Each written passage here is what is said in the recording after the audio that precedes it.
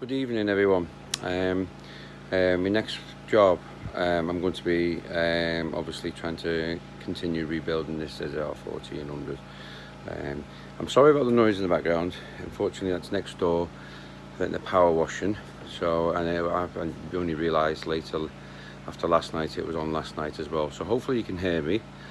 I just want to show you before, which I meant to show you last night, how far the H2 is in the chassis, because it looks a bit bare. It's quite light. You can almost lift it up on your own now with no engine and loom and other bits and bobs. And then I will show you what I've been doing with the ZZR14 and what I'll be doing next, because there was a lot of threads that needed doing. That took quite a bit of time, especially when I wasn't too sure what the swing arm thread was for the for the swing arm bobbins for your paddock stand. I know you do an M10, but I wasn't sure what pitch it was. So I've been rooting around for bits and bobs and bolts and everything, and putting them in the right places and getting the right threads because obviously get the paint off on the inside. So I'll show you what I've done with the H2 now. Show you what condition it's in. Obviously not rideable, obviously. The engine's going on Wednesday. I am waiting for a few bits for it when I put it back together, but they should be here before I get the engine back anyway.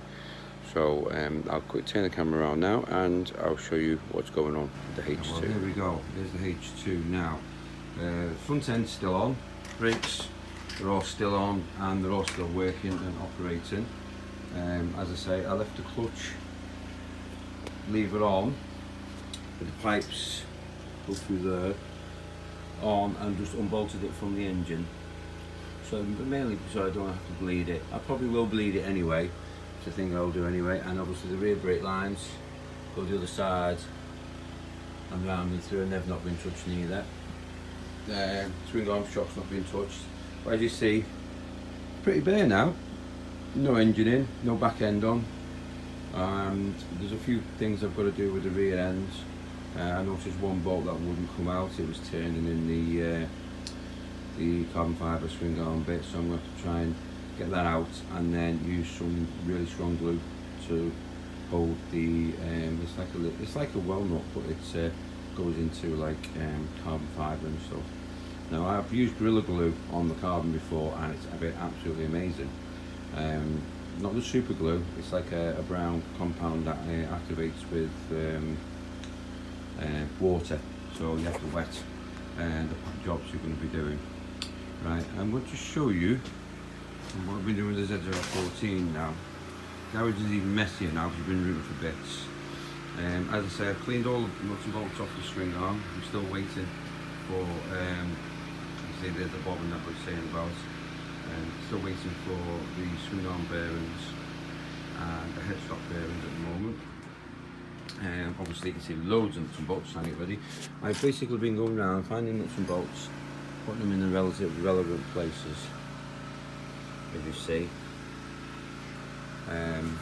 because I didn't want to be at the last minute looking for nuts and bolts and things and stuff that I couldn't find. And what I'm doing now, I'm just about to fit the ABS pump in. As you see, it's just been placed in at the moment, and the lines. I managed to take all this off in one, so I didn't have to disturb the fluid again, including the rear, as you can see. It was quite. It was one of the last things I took off, so it's going to be one of the first things to put on before the wiring room. So I'm going to now bolt all that into place. As I say, this holds those two underneath there. You can see a bit holding at the top there, because it's an ABS system. I didn't particularly want to strip all the pipes off because bleeding it through the ABS pump can be a bit of a pain, especially when the ABS pump doesn't open as what you would expect. Sometimes if you've got like a diagnostic system, I've got a TechSet diagnostic system, you can actually, I've done it with the trike, you can actually send a signal to purge the pump, which will basically open and operate the pump without you actually having to, you know, physically operate it by the ABS sort of side of things. So all that's like that now. At the moment, obviously I can't put the swing arm on yet because I need to be waiting for the bolts for that. I do have to replace, on the accident, I sort of broke the this side of the foot peg. I've snapped the foot peg, so I've got a new foot peg. I think I've ordered it. I'll have to double check. I'm struggling to find some bits which should be here, but anyway, it's another story. Right. So I managed to pick up a second-hand one of them, and the only bit I will have to bleed through is from here, basically the master cylinder through. Obviously the reservoir's there, so hopefully I won't have to. You see the reservoir is all still attached, so hopefully I won't have to bleed too much when I change that particular piece there. I do have all the other bit with it when I bought it second hand, but I only need to change that bit. So the clip will come off there, nut off there, change it. I'll probably fill it with brake fluid anyway, through the top, put the thingy back on, and then go from there and see how it goes. But that will be later on, might be even one of the last things, one of the last few things to do. So we'll be checking on the brakes again. So I'm going to get off now. I'm going to fit this ABS pump and ABS lines in and get everything bolted down for that, and then I'll get back to you shortly. Hi, yeah, I have now fitted the ABS unit in. The pipes over the top of the frame, and the rear pipes are just actually dangling at the back at the rear at the moment. I've also pretty much got every nut and bolt in a frame of some sort, hopefully the right ones. I have actually, that's why I jumped on this one, I have actually put a strap from my winch just holding the rear, because as I'm adding stuff to it, the frame's rocking from one side to the other, so I don't want it falling on me, so it's just there security. I'll turn around and show you exactly how I've done it and where it goes and what bolts were, and then we'll and then I'm thinking of going to be putting the Undertray on, and then hopefully the wiring loom through. Now the Undertray has got a bit of damage, so I'm in two minds about whether to get a new one or a second-hand one. The second-hand one, you might get the same condition again, because obviously when I crashed this, it's got a little bit of a crack on one side, so I'm unsure. I'll make that decision later. What I'll do is I'll leave the Undertray so I can actually get it off. I have to make the decision before I put the rear swing arm and wheel and all that, and then the other. So I will think about that tonight, and I will probably let you know tomorrow what my decision is. Because the part alone just for that is about 130 quid from Kawasaki. Not cheap, but it's quite a big piece. So I'll turn around and show you what I mean. I'll show you where the damage is. It probably could be plastic welded and so on and that, but because I want this bike to be as tidy as possible, I might not even want to go that route. I'll probably keep that one as a spare for my drag bike, because my drag bike one we have to keep modifying and adjusting, because where I put the nitrous system on the drag bike, I had to modify the Undertray anyway. So if I ever change the drag bike back to a road bike, I do have an Undertray to put back on. And I've basically kept a lot of spares because of that. But, we haven't got the drag bike in here yet. Hopefully that's going to be tomorrow, and I can show you a bit around the drag bike. I'll just show you what I've done now, and I'll show you what I'm intending to do. You see, that is the ABS pump is in there. One bolt in there with a rubber grommet, rubber mounted, which goes through a metal riv nut, and there's another one here which has got a threaded bar which is on the ABS pump. Now don't forget to put two grommets in at the bottom, which they sit into, which I nearly forgot. Well, I did forget. I had to put it out again and do it again. And then the front ABS pipes come out and go underneath this guard, just to stop it from rattling and getting in any particular way. It doesn't hold it particularly solid, and does have flex in it, which is probably more ideal. Then they run over the top of the frame, which is also the airbox obviously on this bike, and then you have 2 bolts in there and there, and the other pipes go off down to the calipers. I do have quite fancy calipers on this. I do have Brembo calipers, and I've got Brembo discs, so the brakes are pretty amazing on this bike, considering the weight of the vehicle. And on the rear is here. That pipe it's got to have a bracket to thingy on, but on my bracket's pretty much had it, so I am ordering another one, and not too bad. Caliper was there, which was back up, back away, and the reservoir for the rear brake is there. A lot of people do away with the reservoir and just have a small silicone pipe up there with a bolt in the end. Now what they normally do is bleed it through with a longer pipe, so you're not like, because it's only that short, you know. It does help get rid of that, but if you did have to bleed it in an emergency on the road or something, you haven't got much to play with. Now there's the Undertray. This is off the bike, obviously when I crashed it. We've got a couple of bungs in there because I did have a different bung there. Right in front here is because I changed where I had my number plate hanger and the type of number plate hanger. Now obviously you got the lock on this side, which is on a cable. Well, it's a twin cable. There's one cable there, but there's another cable because it locks at the top up here when it's on the bike, and it locks in the middle on the seat. So it's quite a large seat. So it's quite a long piece, and you know, on the ZX12 they had it in a 2-piece system. So you put bottom half in first and the top half. This is the damage I'm on about here. It only looks tiny. If I can focus in, and that would be better. Yeah, there's a crack there. I've managed to sort of hold it into place. There's a lot of scuffing all the way down there. Now, I might be able to possibly tidy all that up with a Stanley, for some of that you might not see. It's just that bit there. What do you see? You can, there's a way of stopping it, continue cracking, is you get a little fine drill bit and you drill the very end, so it's got nowhere to travel through.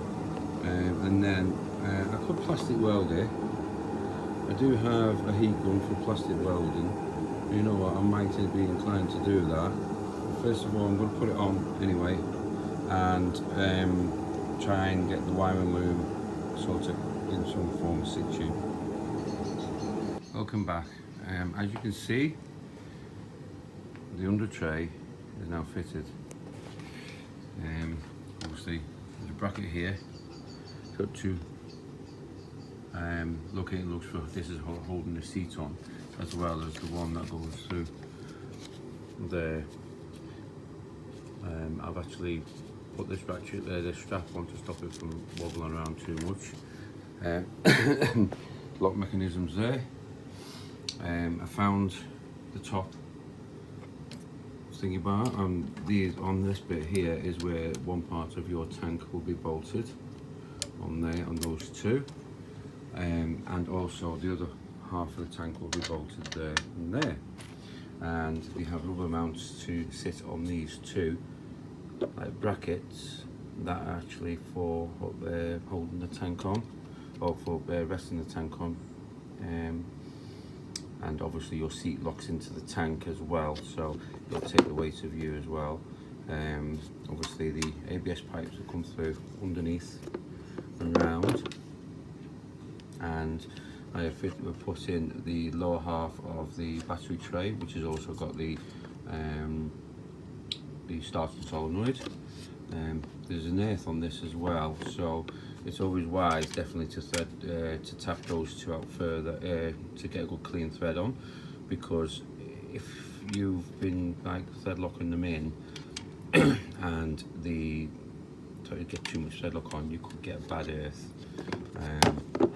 because that does take quite a few earths on that. from there, and the other earth is around the other side on the frame, on the chassis. On my drag bike I have actually run an earth from the rear subframe, from up here all the way down to the battery, because I have a control box up at the top end which controls my nitrous situations and that. Now I've also put these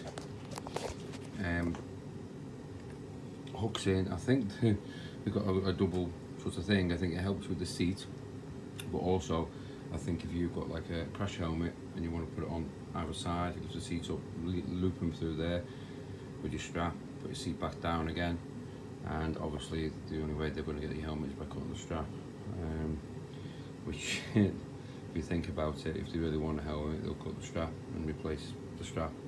But anyway, I tend to take mine with me.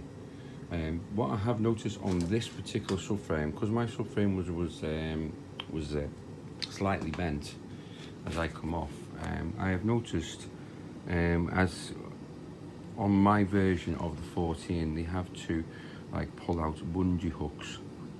Now the bungee hooks have a bracket that normally bolts in there and there on 2 riv nuts, and then you have an 8mm coming through, and then the bungee hook sort of pulls out like that, or the other way, I can't remember which way around it goes. The brackets around the other side, I found the brackets because I got my old subframe out and took off the bits and bobs I needed off that. Now my subframe is over here, which I can show you what I'm on about. You have 2 metal riv nuts on each side, and then you have the bracket bolts onto there, and what's the name on top of that. Now on that chassis, on that rear subframe, it's not there, so the only thing I can think of is that's probably one of the very early chassis rear subframes. They all bolt on pretty much the same way.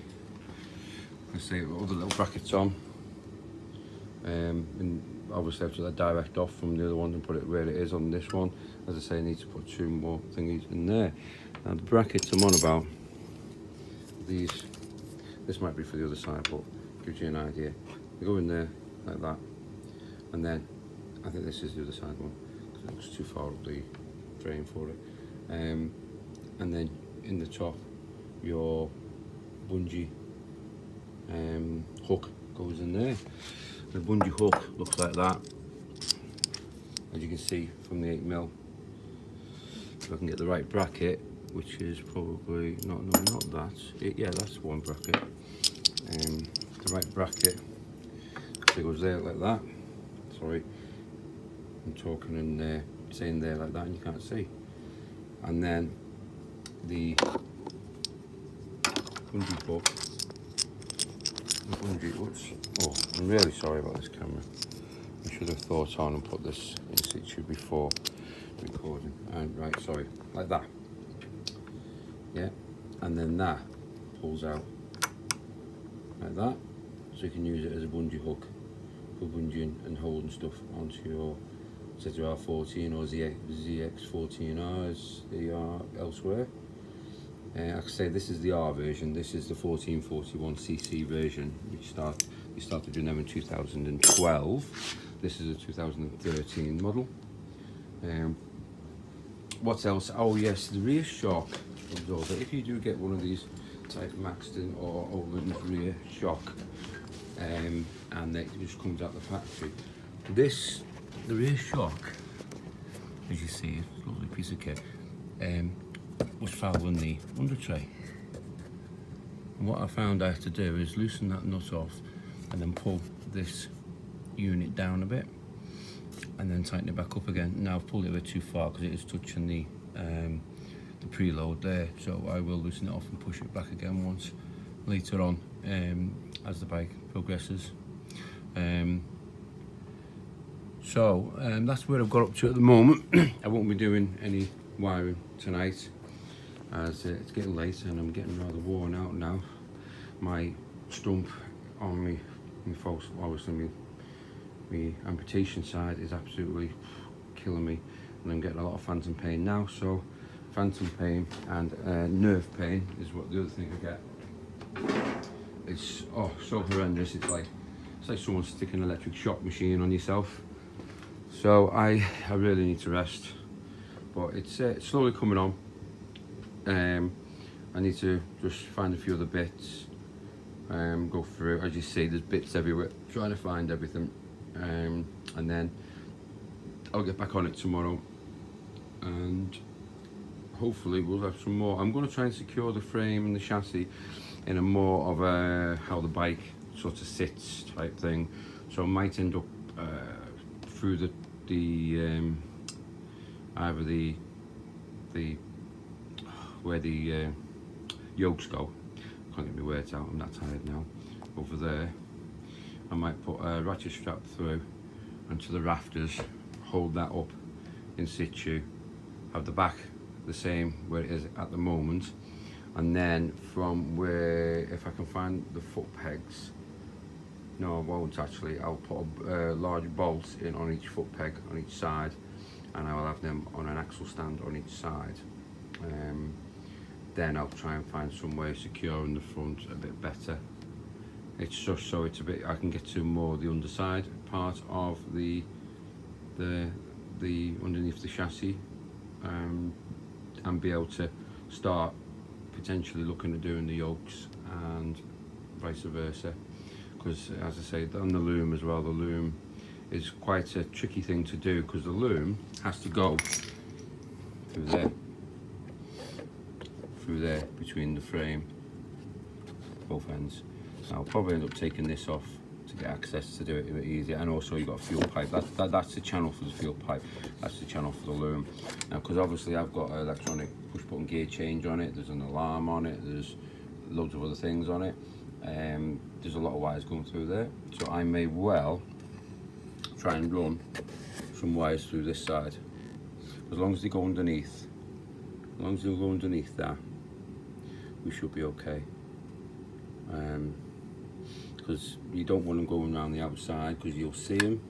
The only other options is to drill through the chassis with big bungs, which I've done on my drag bike. I've done it with my nitrous. My nitrous fuel side of the nitrous goes in through a hole on here to the fuel pump solenoids inside where the battery is and the ABS pump.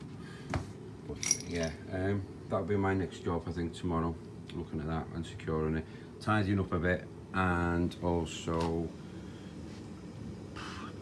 and getting the drag bike in. I think we need to do that, but I need to get all these tidied up before I do that, because as you see there's no space to get anything else back in here.